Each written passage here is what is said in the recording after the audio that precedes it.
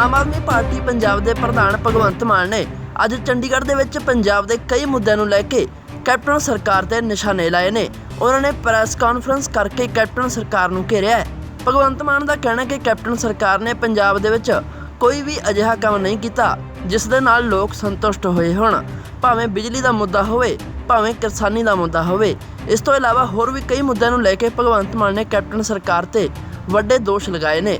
ਨਾਲ ਹੀ ਉਹਨਾਂ ਨੇ ਸ਼੍ਰੋਮਣੀ ਅਕਾਲੀ ਦਲ ਤੇ ਵੀ ਤੰਜ ਕਸੇ ਨੇ।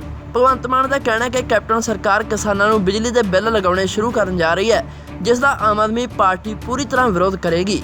ਇਸ ਤੋਂ ਇਲਾਵਾ ਮੋਦੀ ਸਰਕਾਰ ਤੇ ਵੀ ਉਹਨਾਂ ਨੇ ਹਮਲੇ ਬੋਲੇ ਨੇ। ਕਈ ਮੁੱਦਿਆਂ ਨੂੰ ਲੈ ਕੇ ਭਗਵੰਤ ਮਾਨ ਗਰਮ ਹੁੰਦੇ ਨਜ਼ਰ ਆਏ।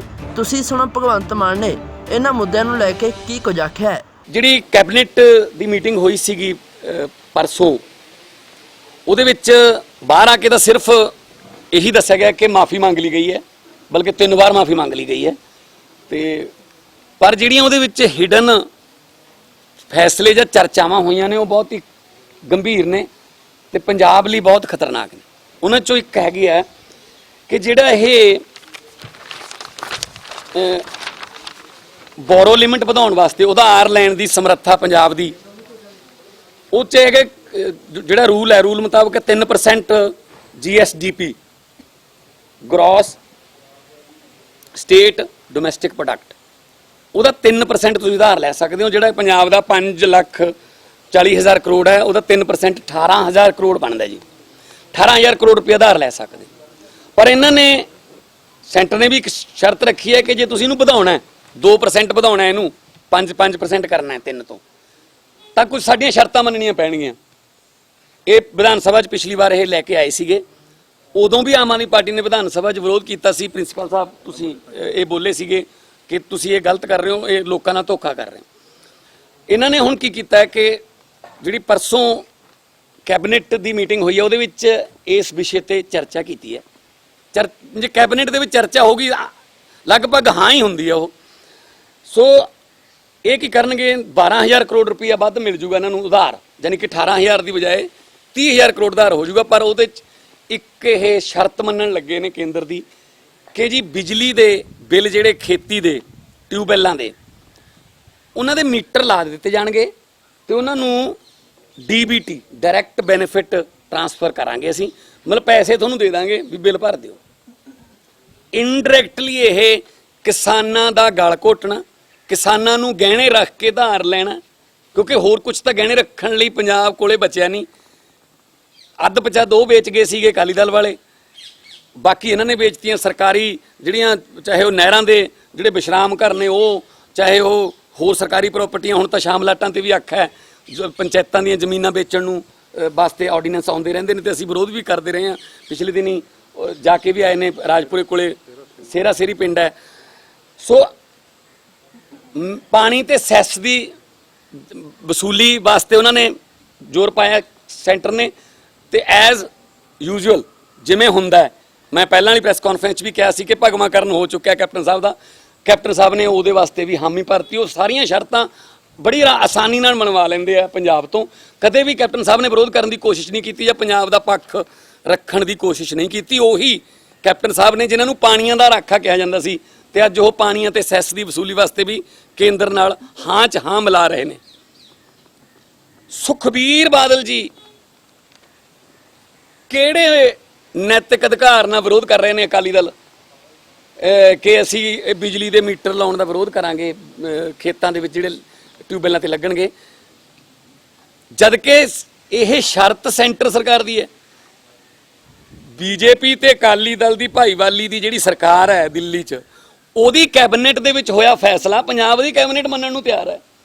ਤਾਂ ਉਨੇ ਹੀ ਫਿਰ ਸੁਖਬੀਰ ਬਾਦਲ, ਕਿਉਂਕਿ ਪਾਰਟੀ ਦੇ ਪ੍ਰਧਾਨ ਨੇ, ਉਨੀ ਅਕਾਲੀ ਦਲ ਵੀ ਜ਼ਿੰਮੇਵਾਰ ਹੈ, ਹਰਸਿਮਰਤ ਕੌਰ ਵੀ ਉਨੀ ਜ਼ਿੰਮੇਵਾਰ ਹੈ ਜਿੰਨਾ ਕੈਪਟਨ ਸਾਹਿਬ ਨੇ। ਮੈਂ ਸਾਡੇ ਜਿਹੜੇ ਮੰਤਰੀ ਨੇ ਪੰਜਾਬ ਤੋਂ, 2 ਤਾਂ ਮੰਤਰੀ ਨੇ, ਸੋਮ ਪ੍ਰਕਾਸ਼ ਜੀ ਤੇ ਹਰਸਿਮਰਤ ਕੌਰ ਬਾਦਲ ਜੀ, ਪੰਜਾਬ ਤੋਂ ਲੜ ਕੇ ਅੰਮ੍ਰਿਤਸਰ ਤੋਂ ਹਾਰੇ ਨੇ ਪਰ ਫਿਰ ਵੀ ਪੰਜਾਬੀ ਨੇ। ਹਰਦੀਪ ਪੁਰੀ ਜੀ, ਕੈਪਟਨ ਅਮਰਿੰਦਰ ਸਿੰਘ ਜੀ ਨੂੰ ਤੇ ਸੁਖਬੀਰ ਬਾਦਲ ਜੀ ਨੂੰ ਮੈਂ ਤੁਹਾਡੇ ਜ਼ਰੀਏ ਪੁੱਛਣਾ ਚਾਹੁੰਦਾ ਕਿ ਉਹ ਆਪਣਾ ਸਟੈਂਡ ਸਪਸ਼ਟ ਕਰਨ ਕਿ ਉਹ ਇਸ ਮਾਮਲੇ 'ਚ ਇਸ ਸ਼ਰਤ ਨੂੰ ਮੰਨਣ ਤੇ ਕੇਂਦਰ ਦਾ ਸਾਥ ਦੇਣਗੇ ਜਾਂ ਕਿਸਾਨਾਂ ਦਾ ਸਾਥ ਦੇਣਗੇ। ਇਹ ਪਾਣੀ ਬਚਾਓ ਪੈਸੇ ਕਮਾਓ ਨਾਂ ਦੀ ਇੱਕ ਸਕੀਮ ਇਹਨਾਂ ਨੇ ਪਹਿਲਾਂ ਲਿਆਂਦੀ ਸੀ। ਇਹ ਅਸਲ ਦੇ ਵਿੱਚ ਮੈਨੂੰ ਇਹ ਦੱਸੋ, ਜਿਹੜੀ ਸਰਕਾਰ 3.5 ਸਾਲਾਂ 'ਚ ਇੱਕ ਸਿੰਗਲ ਵਾਅਦਾ ਪੂਰਾ ਨਹੀਂ ਕਰ ਸਕੀ, ਉਹ ਤੇ ਲੋਕ ਕਿਵੇਂ ਯਕੀਨ ਕਰਨਗੇ ਕਿ ਸਾਨੂੰ ਬਿੱਲ ਦੇ ਪੈਸੇ ਦੇ ਦੇਣਗੇ ਸਾਡੇ ਖਾਤਿਆਂ 'ਚ? ਭਾਵੇਂ ਉਹ ਘਰ ਘਰ ਨੌਕਰੀ ਦੇਣ ਦਾ ਵਾਅਦਾ ਹੋਵੇ, ਭਾਵੇਂ ਉਹ ਕਰਜ਼ਾ ਮਾਫੀ ਦਾ ਹੋਵੇ, ਭਾਵੇਂ ਉਹ 5 ਮਰਲਿਆਂ ਦੇ ਪਲਾਟ, ਭਾਵੇਂ 2500 ਰੁਪਏ ਬੁਢਾਪਾ ਪੈਨਸ਼ਨ, ਭਾਵੇਂ ਉਹ ਸਮਾਰਟਫੋਨ ਹੋ, ਇੱਕ ਸਿੰਗਲ ਵਾਅਦਾ ਪੂਰਾ ਨਹੀਂ ਕੀਤਾ ਤਾਂ ਲੋਕਾਂ ਦਾ ਯਕੀਨ, ਪੰਜਾਬ ਦੇ ਲੋਕਾਂ ਦਾ ਪਹਿਲਾਂ ਹੀ ਟੁੱਟ ਚੁੱਕਿਆ ਹੈ। ਉਮੀਦਾਂ ਟੁੱਟ ਚੁੱਕੀਆਂ ਨੇ ਇਸ ਸਰਕਾਰ ਤੋਂ, ਤਾਂ ਕਿਵੇਂ ਲੋਕ ਯਕੀਨ ਕਰਨ ਕਿ ਉਹਨਾਂ ਨੂੰ ਡੀਬੀਟੀ ਡਾਇਰੈਕਟ ਬੈਨੀਫਿਟ ਟ੍ਰਾਂਸਫਰ ਹੋ ਜੂਗੀ, ਉਹਨਾਂ ਨੂੰ ਬਿਜਲੀ ਦੇ ਬਿੱਲ ਜਿਹੜੇ ਨੇ। ਅੱਛਾ, ਬਿਜਲੀ ਦੇ ਬਿੱਲਾਂ ਦੇਣ ਦਾ ਕ੍ਰਾਈਟੇਰੀਆ ਕੀ ਰੱਖਣਗੇ? ਥੋੜੀ ਜਿਹੀ ਗੜੇਮਾਰੀ ਹੋ ਜੇ, ਉੱਥੇ ਗਰਦੌਰੀ ਹੁੰਦੀ ਹੈ ਤਾਂ ਜਿਹੜਾ ਮੁਆਵਜ਼ਾ ਹੈ ਉਹ ਲੈਂਡਲੋਰਡ ਨੂੰ ਮਿਲਦਾ ਫਰਦ ਮੁਤਾਬਕ ਜਿਹਦੇ ਨਾਂ ਤੇ ਜ਼ਮੀਨ ਹੈ। ਜਿਹੜਾ ਉੱਤੇ ਠੇਕੇ ਤੇ ਲੈ ਕੇ ਖੇਤੀ ਕਰਦਾ ਉਹਨੂੰ ਨਹੀਂ ਮਿਲਦਾ। ਕਈ ਜਿਹੜੇ ਚੰਗੇ ਹੈਗੇ ਨੇ ਜ਼ਮੀਨਾਂ ਦੇ ਮਾਲਕ, ਉਹ ਦੇ ਵੀ ਦਿੰਦੇ ਆ ਆਪਣੇ ਜਿਹਨੂੰ ਠੇਕੇ ਤੇ ਦਿੱਤਾ, ਪਰ ਬਹੁਤੇ ਜਗ੍ਹਾ ਤੇ ਲੜਾਈਆਂ ਹੁੰਦੀਆਂ। ਬਿਲਕੁਲ ਇਸ ਤਰ੍ਹਾਂ ਫਿਰ ਟਿਊਬਵੈੱਲਾਂ ਦੇ ਕਨੈਕਸ਼ਨਾਂ ਦਾ ਹੋਊਗਾ। ਜੇ ਤੁਸੀਂ ਬਿੱਲ ਨਹੀਂ ਭਰੋਗੇ, ਕਨੈਕਸ਼ਨ ਕੱਟਿਆ ਜਾਊ, ਤੁਹਾਨੂੰ ਡਿਫਾਲਟਰ ਦੀ ਲਿਸਟ 'ਚ ਪਾਉਣਗੇ। ਪਹਿਲਾਂ ਹੀ ਇਹ ਖੇਤੀ ਨੂੰ ਫ੍ਰੀ ਮਾਰਕੀਟ ਦੇ ਵਿੱਚ ਵੱਡੇ ਪਲੇਅਰਾਂ ਨੂੰ ਲੈ ਕੇ ਆ ਕੇ MSP ਖਤਮ ਕਰਨ ਦੀ ਪਿਛਲੀ ਪ੍ਰੈਸ ਕਾਨਫਰੰਸ 'ਚ ਗੱਲ ਕੀਤੀ ਸੀ।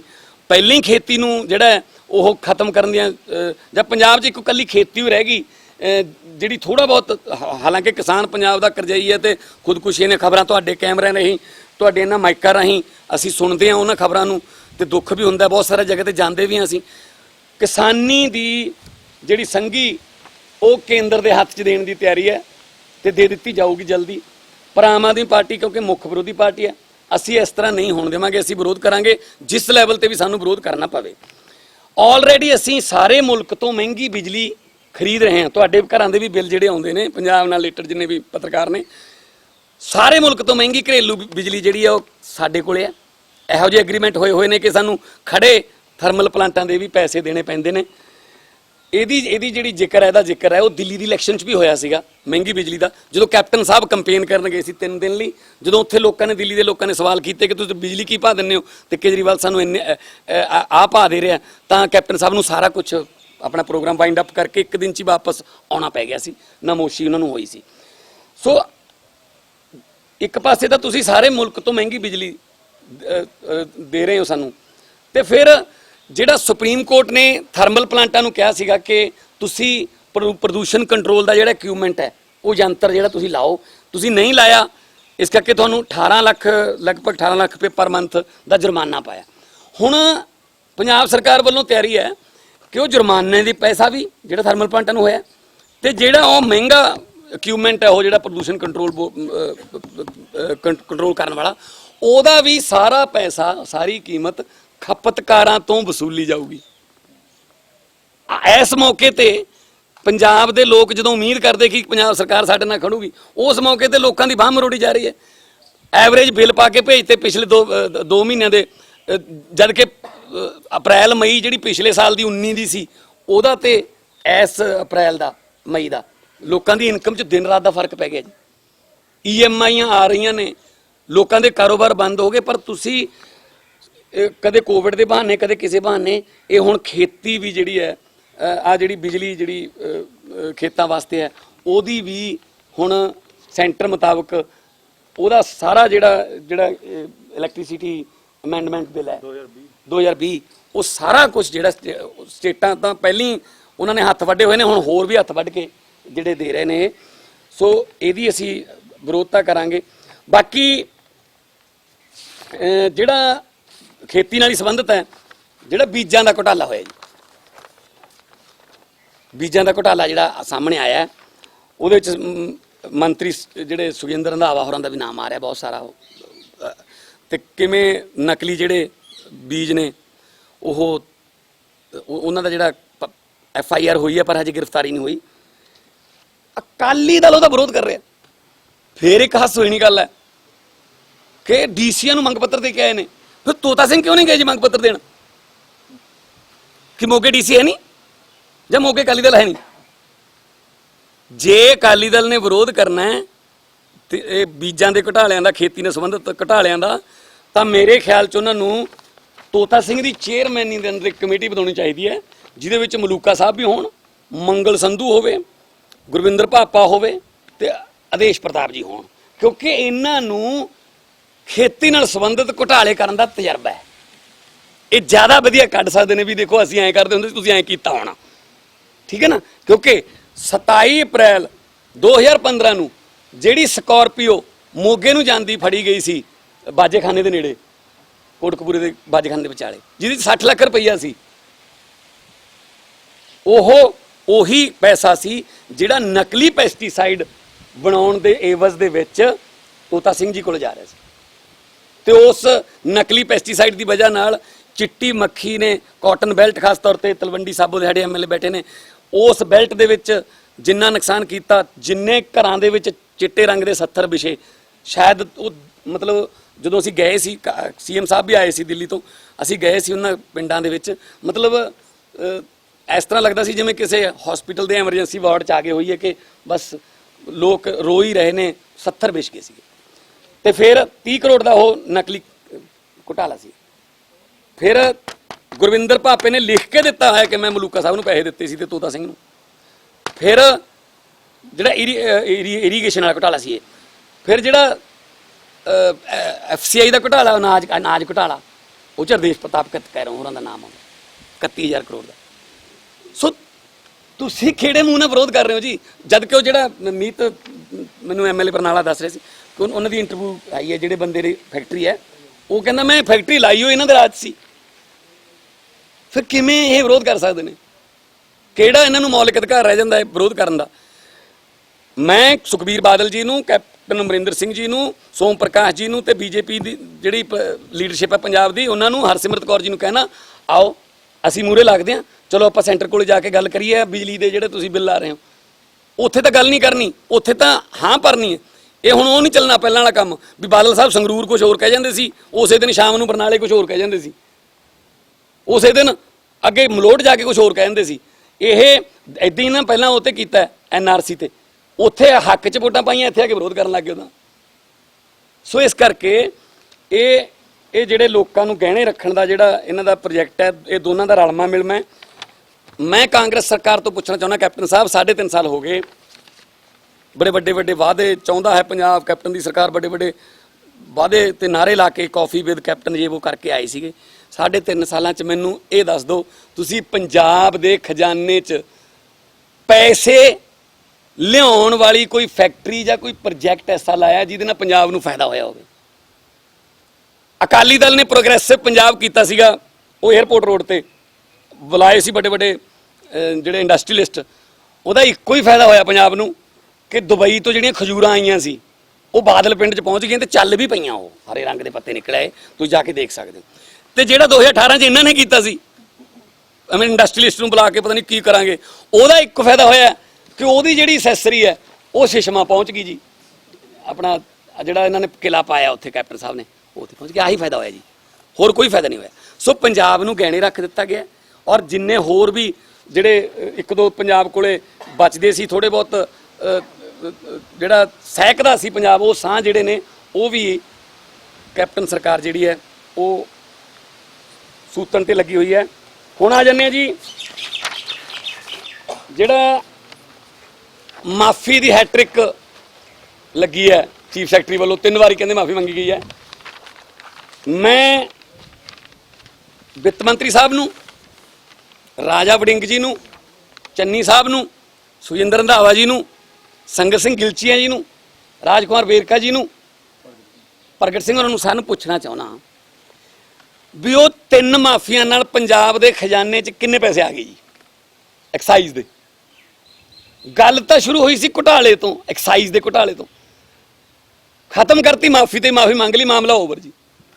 ਫਿਰ ਕਿਉਂ ਨਾ ਲੋਕ ਇਹ ਕਹਿਣ ਕਿ ਇਹ ਰਲੇ ਹੋਏ ਨੇ, ਕਿ ਇਹਨਾਂ ਨੇ ਜਿਹੜੀਆਂ ਆਪਦੇ ਹਿੱਸੇ ਵੰਡ ਲਏ ਹੋਣਗੇ। ਮੇਰੇ ਕੋਲੇ ਰਾਜਾ ਵੜਿੰਗ ਦੇ ਟਵੀਟ ਪਏ ਨੇ, ਸਕਰੀਨਸ਼ਾਟ ਲੈ ਲਏ ਸੀ ਮੈਂ, ਕਿਉਂਕਿ ਮੈਨੂੰ ਪਤਾ ਸੀ ਬਾਅਦ 'ਚ ਡਿਲੀਟ ਕਰਨਗੇ, ਸੋ ਉਹ ਕਰ ਵੀ ਦਿੱਤੇ ਗਏ ਨੇ।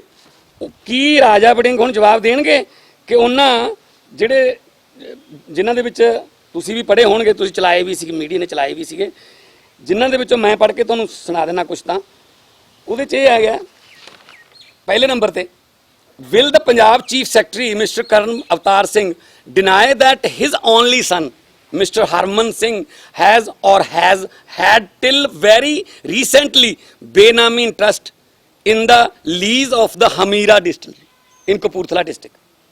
Belongs to Jagjit Industries.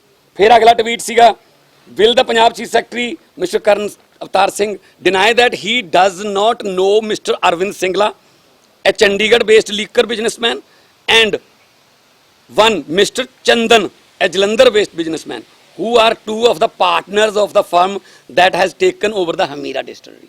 ਇਹ ਰਾਜਾ ਵੜਿੰਗ ਜੀ ਦੇ ਜਿਹੜੇ ਟਵੀਟ ਨੇ 5 ਨੇ। ਕੀ ਇਹਨਾਂ ਦਾ ਜਵਾਬ ਮਿਲ ਗਿਆ ਜੀ ਆਪਣਾ ਰਾਜਾ ਵੜਿੰਗ ਜੀ ਨੂੰ ਚੀਫ ਸੈਕਟਰੀ ਤੋਂ? ਉਹ ਇਹ ਕਲੀਅਰ ਕਰਨ ਕਿ ਇਹਨਾਂ ਨੇ ਜਿਹੜੇ ਟਵਿੱਟਰੀ ਹੋ ਜਾਂਦੇ ਬਾਅਦ ਚ ਉਹਨਾਂ ਨੂੰ ਡਿਲੀਟ ਕਰ ਦਿੰਦੇ ਆ, ਉਹਦਾ ਉਹਨੂੰ ਪੰਜਾਬ ਨੂੰ ਕੀ ਫਾਇਦਾ ਹੋਇਆ ਜੀ? ਜਾਂ ਇਹਨਾਂ ਸਵਾਲਾਂ ਦੇ ਜਵਾਬ ਮਿਲ ਗਏ? ਜੇ ਇਹਨਾਂ ਜਵਾਬ ਮਿਲ ਗਏ ਤਾਂ ਫਿਰ ਮਾਫੀ ਮੰਗਣਗੇ ਰਾਜਾ ਵੜਿੰਗ ਜੀ ਕਿ ਮੈਂ ਗਲਤ ਇਲਜ਼ਾਮ ਲਾਤੇ ਸੀ, ਕਿਉਂਕਿ ਉਹ ਕਹਿੰਦੇ ਜੀ ਤਾਂ ਲਿਖ ਕੇ ਦੇਤਾ ਉਹਨਾਂ ਨੇ ਤਾਂ ਚੀਫ ਸੈਕਟਰੀ ਨੇ ਤਾਂ ਕਿ ਮੇਰੇ ਮੁੰਡੇ ਦਾ ਕੋਈ ਬਿਜ਼ਨਸ ਹੀ ਹੈ ਨਹੀਂ। ਤਾਂ ਫਿਰ ਇਹ ਸਾਰੇ ਟਵੀਟਾਂ ਨੂੰ ਰੀਟਵੀਟ ਮਾਰਿਆ ਰਾਜਕੁਮਾਰ ਵੇਰਕਾ ਨੇ, ਸੰਗਤ ਸਿੰਘ ਗਿਲਚੀਆਂ ਨੇ, ਸੁਖਜਿੰਦਰ ਰੰਧਾਵਾ ਨੇ, ਠੀਕ ਹੈ ਜੀ, ਸਾਰਿਆਂ ਨੇ 11 ਦੇ ਲਗਭਗ ਐਮਐਲਏ ਨੇ ਵਿੱਚ ਮਿਨਿਸਟਰ ਪਾ ਕੇ ਵੀ ਇਹ ਮਾਰਿਆ ਸੀ ਟਵੀਟ। ਤੇ ਚੰਨੀ ਸਾਹਿਬ ਦੱਸ ਦੇਣ ਵੀ ਜਿਹੜੀ ਉਹਨਾਂ ਨੂੰ ਧਮਕੀ ਮਿਲੀ ਸੀ ਫਿਰ ਉਹਦਾ ਕੀ ਬਣਿਆ ਹੁਣ, ਵੀ ਉਹ ਠੀਕ ਹੋ ਗਿਆ ਸਾਰਾ ਕੁਝ? ਚੈਨਲਾਂ ਤਾਂ ਬੜਾ ਬਹਿ ਗਏ ਸੀਗੇ, ਅਸੀਂ ਵੀ ਉਹਨਾਂ ਦੀ ਪਰਸਨਲ ਤਾਂ ਅਸੀਂ ਵੀ ਸਪੋਰਟ ਕੀਤੀ ਸੀ, ਪਰ ਉਹਦਾ ਹੱਲ ਤਾਂ ਦੱਸ ਦੇਣ ਨਾ, ਹੁਣ ਹੱਲ ਹੋ ਗਿਆ ਜੀ ਕੋਈ? ਸੋ ਸਭ ਇਹ ਇੱਕ ਦੂਜੇ ਆਖਰੀ ਸਾਲ ਇਹਨਾਂ ਦਾ, ਇਹ ਕਹਿੰਦੇ ਵੀ ਚਲੋ ਜਾਂਦੇ ਜਾਂਦੇ ਕੁਛ ਨਾ ਕੁਛ ਲੈ ਹਿੱਸਾ ਮਿਲ ਜੇ ਥੋੜਾ ਬਹੁਤ। ਤੇ ਕੈਪਟਨ ਸਾਹਿਬ ਨੇ ਸ਼ਰੇਆਮ ਕਲੀਨ ਚਿੱਟ ਦੇ ਕੇ ਕਰਨ ਅਵਤਾਰ ਸਿੰਘ ਨੂੰ ਇਹਨਾਂ ਨੂੰ ਦੱਸਤਾ ਸੀ ਕਿ ਮੈਂ ਕਿਸੇ ਦੀ ਨਹੀਂ ਮੰਨਦਾ, ਉਹ ਅਫਸਰਸ਼ਾਹੀ ਦੇ ਨਾਲ ਨੇ। ਔਰ ਹੁਣ ਤਾਂ ਕਰਨ ਅਵਤਾਰ ਸਿੰਘ ਜੀ ਨੂੰ ਉਹ ਮੇਰੇ ਖਿਆਲ 'ਚ ਵਾਟਰ ਸੋਰਸ ਜਿਹੜਾ ਬੋਰਡ ਹੈ ਉਹਦਾ ਚੇਅਰਮੈਨ ਲਾਉਣ ਦੀਆਂ ਤਿਆਰੀਆਂ ਨੇ, ਦਫ਼ਤਰ ਦੇਖ ਲਿਆ ਗਿਆ। ਇਹ ਆਮ ਲੋਕ, ਆਮ ਮੁਲਾਜ਼ਮ ਰਿਟਾਇਰ ਹੁੰਦੇ ਨੇ, ਇਹ ਰਿਟਾਇਰ ਨਹੀਂ ਹੁੰਦੇ, ਇਹ ਰਿਟਾਇਰਮੈਂਟ ਤੋਂ ਗਾਹਾਂ ਵਾਲਾ ਵੀ ਦੇਖ ਲੈਂਦੇ ਅੱਗੇ ਜੀ, ਠੀਕ ਹੈ ਨਾ।